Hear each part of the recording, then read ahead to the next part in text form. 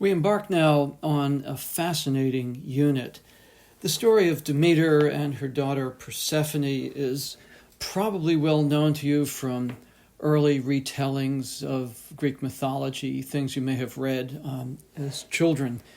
But the real story is so much deeper and so much richer that takes us into confrontation with ancient beliefs in immortality, our own hopes and visions and beliefs about immortality, and will deepen very much our understanding of these issues that have been on the minds of human beings from really the earliest days of human culture. Now, before I begin, I want to talk about a couple of issues that have emerged as we have moved into this online format. A lot of you have been participating in the discussion board with some very thoughtful comments, and I'm thankful for that. Not everyone has contributed to the discussion board. The only way that we can keep a dialogue going is through that mechanism. And you may have noticed that I often will respond to a particular comment on the discussion board to deepen the discussion and to keep it going. Please feel very free to respond to my comments. You may argue against them. I'll be delighted if you have thoughts that depart from what I've said. Feel very free to respond to things that your classmates have said. But let me remind those of you who have not been participating that this is a significant part of your final grade. I expect everyone to participate in this conversation. No alternatives. Thank you. So let's get back to our topic at hand. The goddesses Demeter and Persephone and the cult site, the very ancient cult site at Eleusis, which is to the northwest of the city of Athens. You will recall from our readings of Homer that the Greek view of the afterlife as we see it in Homer is a pretty depressing one. Remember what Achilles, the ghost of Achilles, says to Odysseus when Odysseus comes down to the underworld. And Odysseus praises him and says, "I always knew you would be king over the dead." And Achilles says, "I would rather be a slave on earth than king over all the dead." And that very much squares with what we see in so many other Greek authors. After death, all that remains is a squeaking, bloodless ghost. The only way that it can gain a voice is if somebody allows it to drink blood. That's, of course, what Odysseus has to do in order to have a dialogue with the ancient, or I shouldn't say so ancient, with the dead spirits of many of his own contemporaries from the Trojan War. And I'd like to add that there's a particular power that comes out of this sense of the lonely existence, almost a hopeless existence after death.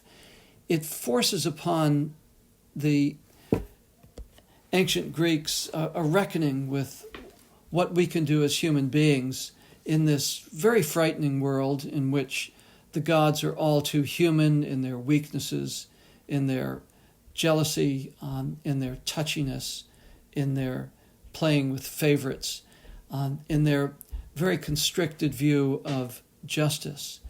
And out of that can come a sense that it's necessary to build human institutions and to reach human understanding that allow us to live better, to get past the opacity, the terror of human existence that we see in Sophocles. As we just talked about in Euripides, to take some comfort, to take some strength in the relationships that human beings can forge with one another.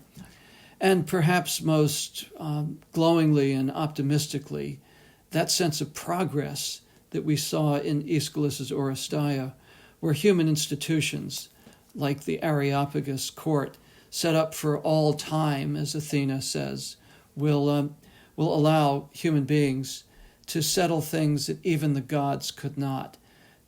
We're seeing here a great burgeoning, flowering of humanism, something that will be an inspiration throughout all of Western civilization.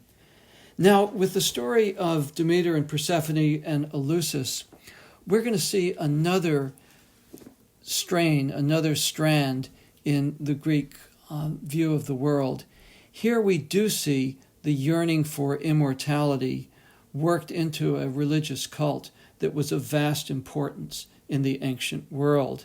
And very interesting to think about the dynamism between such beliefs and the humanistic force within Greek culture that concentrates so much on what human beings can do to make their lives more understandable and better. And if I may say so, that tension is something that has come down through all time to us. These are issues that we wrestle with all the time in our own religious and philosophical beliefs.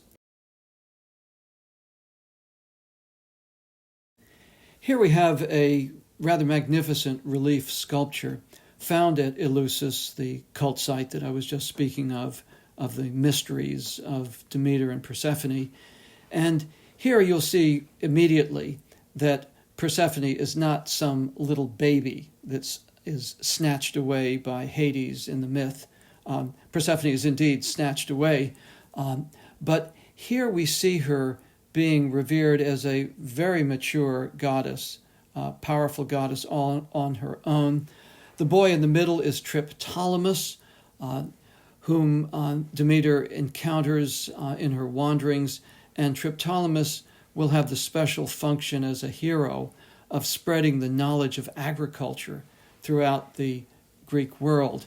But what's important here is to see that Demeter and her daughter Persephone are both full-standing adult figures.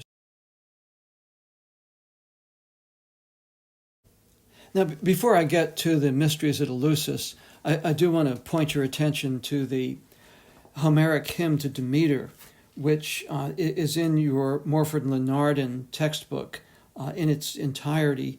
Please do read that very carefully. It tells the story, the well-known story of the kidnapping of Persephone by the will of Zeus and her transport to the underworld to be the companion of Hades. Now, what's in this story makes us think much more of the childish Persephone, the little girl, which is going to be quite different from what we're going to see in the Eleusinian mysteries. And as you recall in the story, that Demeter, in grief and rage, will not lift the famine that she's caused on earth until her daughter is returned to her. And you remember as well the way that Hades tricks her into eating some pomegranate seeds, which will mean that she has to spend some part of the year with him as his bride and consort.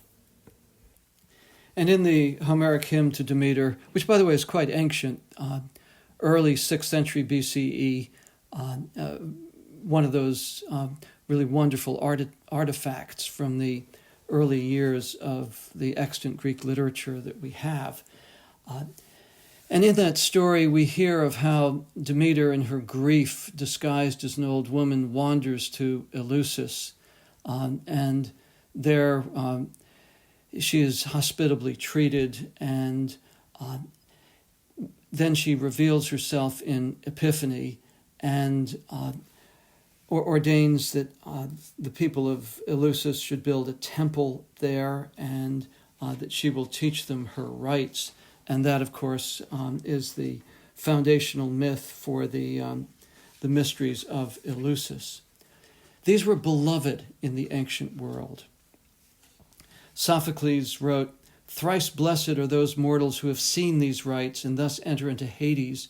For them alone there is life, for the others all is misery."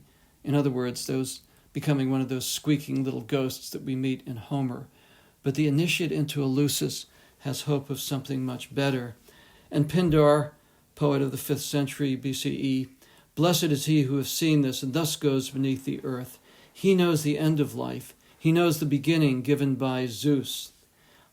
The people of Athens loved these rites, And when Alcibiades, the charismatic, ill-behaved, spoiled, but brilliant general and political figure, parodied the mysteries, the Athenians put him on trial for his life and convicted him.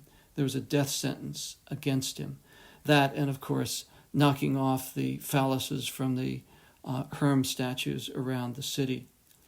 They were kept very secret. Sophocles spoke of the gold key of secrecy. Aeschylus, because in one play that we no longer have, the Athenians thought he might have revealed too much about the mysteries, was almost taken apart by a mob. And as you recall, you'll see right into the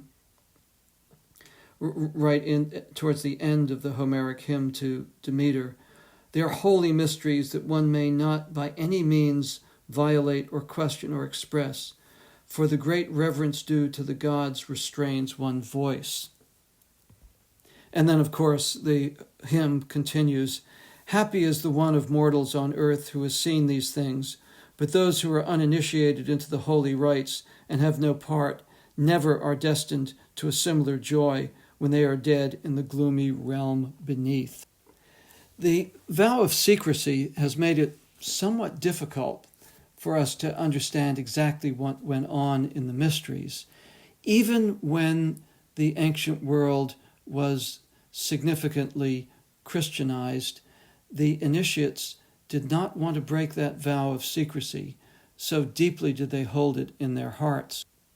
Isocrates, not Socrates, but Isocrates, a 4th century BCE orator, looked upon the rites of Eleusis as one of Athens' great gifts to the Greek world. This is how Isocrates put it. In the first place, then, the primary need of human nature was provided by our city of Athens. Yes, even though the tale be now well worn, yet it is right that it should be repeated here. Demeter arrived in our land during her wanderings after the rape of Kore, that's Persephone, and showed the goodwill that she bore to our ancestors by means of those blessings which it is not possible for any but the initiated to hear. 2 gifts she gave, the greatest of all gifts, on the one hand the fruits of the field, which have been the instrument whereby mankind is raised above the life of beasts, and on the other hand initiation, participation which gives sweeter hopes concerning the end of life and all eternity. But our city was so true a friend, not only to God, but to man, that having these great blessings in her possession, she did not grudge them to others, but gave freely of what she had received.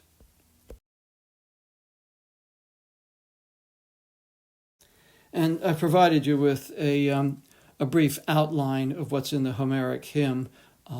By all means, read it carefully for yourselves. What I do want to emphasize is that we will find within that hymn not only the narrative story about Demeter and Persephone, but some very specific references to the cult itself and elements of it. For example, like Iambe, who makes jokes, rather rude jokes. That was actually part of the ritual procession into Eleusis. And the drinking of the kikaon, which is this mixture of barley and pennyroyal and water. I also want to mention, which I did not before, that the temple at Eleusis is one of extreme antiquity.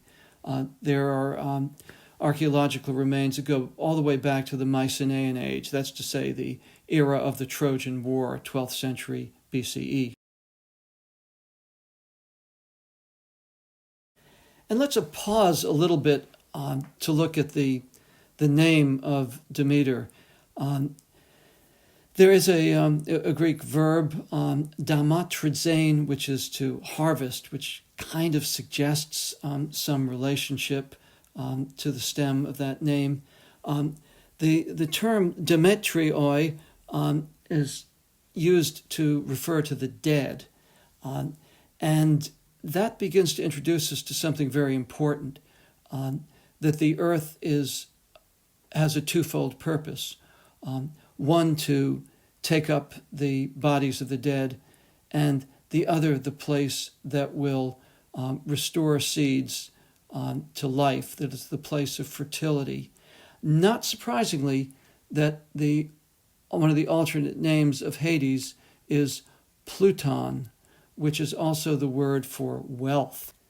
So just in the name itself, we have some very evocative stems and clues as to how the figure evolved. Whether the first syllable da or de indicates the earth or the corn, mater is clear. This is a mother figure, mother of the crops or mother of the earth.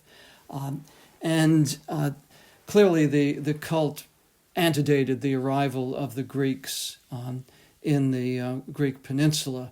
This was already an established earth deity or fertility deity that whose mythology then grows up around the cult site and around the practice. And along with that, of course, as I mentioned before, the relationship of the earth as the taker of life and also the giver of life. In Hesiod, we hear about Demeter having sexual intercourse with Iasion, and their offspring is Plutus, which is wealth, Plutos in Greek, and remember then, of course, also that alternate name of Hades, Pluton, the two concepts then becoming tightly linked. What do we know about the actual mysteries and how they proceeded? As I mentioned before, of course, there was a tight veil of secrecy over this, so it's a little difficult to reconstruct. Some parts of it were publicly known in the Greek world, and there are a couple of instances where it appears that initiates did talk to church fathers about what they'd experienced. There's just enough that I think we can make a reasonable reconstruction. The initiates would fast, and they would go in a torchlight procession, and as I mentioned before, they would hear some rude jokes. Rude jokes, of course, are sexual in nature, and there is a strong fertility, reproductive element in the cult of Eleusis. They go into the shrine, it's dark. And again, think about this. People are not eating. They have that little bit of high feeling that comes from not having food, and the blood sugar drops. And there's a kind of a sound and light, darkness, torches. And Kore, which is the maiden form of Persephone, appears. And then the ultimate revelation. This we know of only through a report from one of the church fathers, but it makes a lot of sense. And hearken this, the ultimate mystery, which was mocked by the church father. What a foolish thing these Greeks believe in. What a remarkable thing, however. The ultimate revelation, an ear of corn. What is it about? It's the earth taking the seed, the earth giving back the seed. And there was a chant calling on heaven, Hue, rain, and calling on the earth, Kue, conceive, the sacred marriage of heaven and earth. I myself find this very evocative, very comforting, really quite sophisticated in its wonderful simplicity. Well, what did it all mean? Euripides, in a fragment that we have of a tragedy he wrote, the Hypsipyle, one buries children, one gains new children, one dies oneself, and this men take heavily, carrying earth to earth. But it is necessary to harvest life like a fruit-bearing ear of corn, and that the one be, the other not. Cycle of life, whatever you want to call it. Great insight, of course, here being recorded and being ritualized. It appears in the Gospel of John. A grain of wheat must die if it is to bring forth fruit. And thus I go back to the point that I made earlier. Persephone has these two aspects. She seems to be Kore, the little girl, but then she's also the underworld goddess, the queen of the dead. If you can think back to the very beginning of class, you will recall that I played for you the Ballad of John Barleycorn in Steve Wyndham's really beautiful rendition of this. It's quite an old song going back centuries, and clearly it has a certain amount of tongue-in-cheek that John Barleycorn will ultimately come back as the strongest man at last, in other words, as brandy in the glass. But at the very core of the song is this wonderful evocation of what we've just seen in a deeper and more sophisticated way in the mysteries of Eleusis and, of course, in the Gospel of John. I'm going to entertain you by playing a little bit more of it in case you've forgotten. It is actually posted in course content on Blackboard.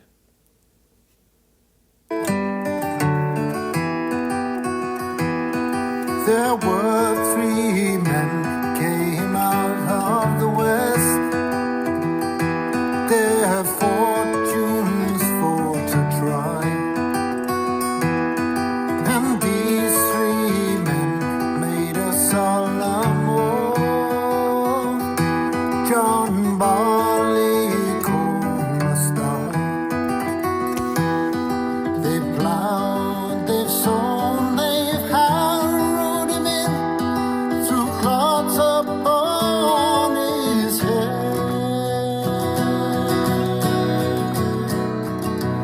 And these three men made a solemn oath. John Barleycorn was dead. They've let him lie for a very long time, till the rains from heaven did fall. And little Sir John sprung up his head, and so amazed them all. They let him stand till midsummer's day, till he looked both pale and wan. And these three men made a solemn oath on board John Barleycorn. As I've often said in this course, myth and myth-making is not something that stopped in the ancient world. And here in that lovely little song, and quite an old song, we see once again the evocation of that pattern of life that all of us that live try in one way or another to figure out.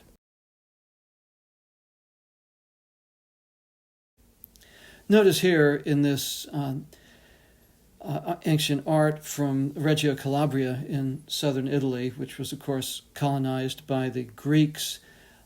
There we have Persephone, who is clearly queen of the dead, the consort of Hades, sitting next to the god of the dead.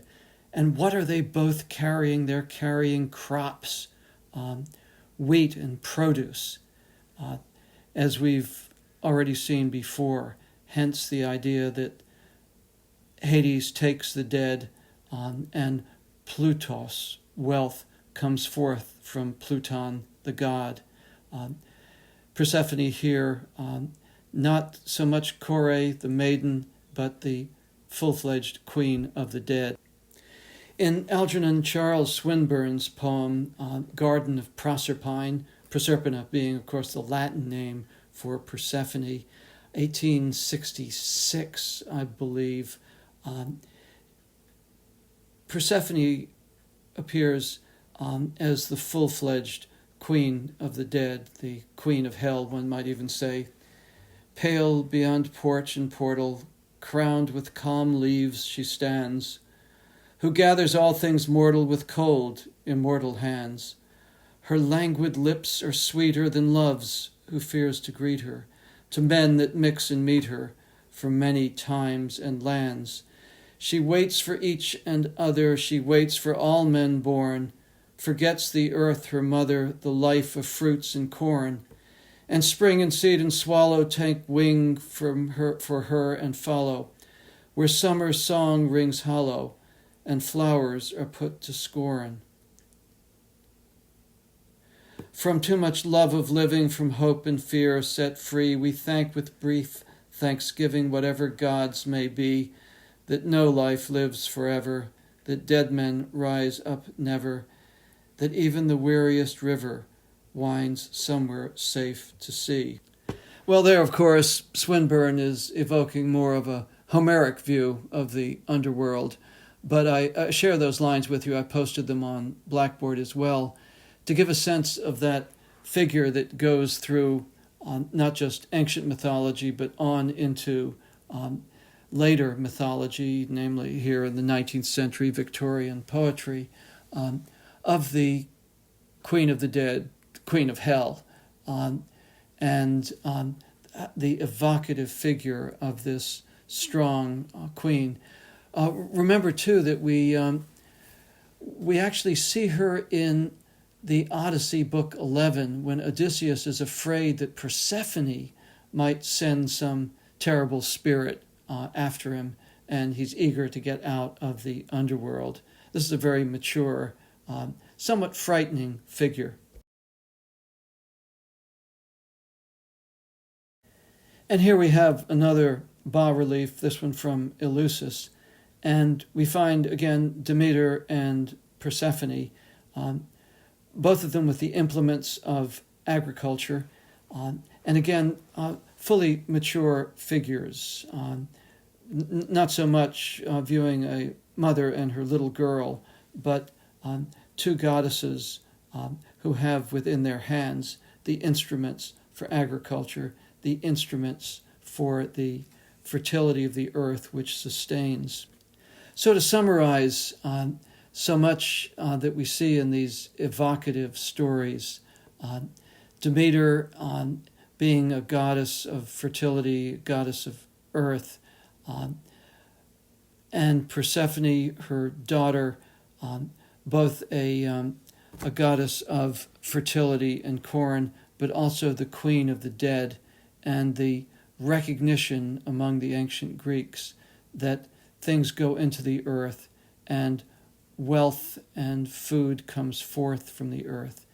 This encapsulated in this powerful, magnificent ritual and mythology around Eleusis, that the heavens will reign and the earth will conceive, and those things that go down in the earth do not go down to a bad existence, but there is a belief that those souls who have been initiated into this understanding will have a better existence after death. So much of the hope, fear, aspiration of humankind is summarized in what is going on in Eleusis and in these myths. And the fact that the Greeks clung so strongly to this, that even after the religion of the ancient world is changing to Christianity, that still the initiates clung to this, would not willingly reveal its secrets, is testimony to how powerful an influence this had upon the ancient mind.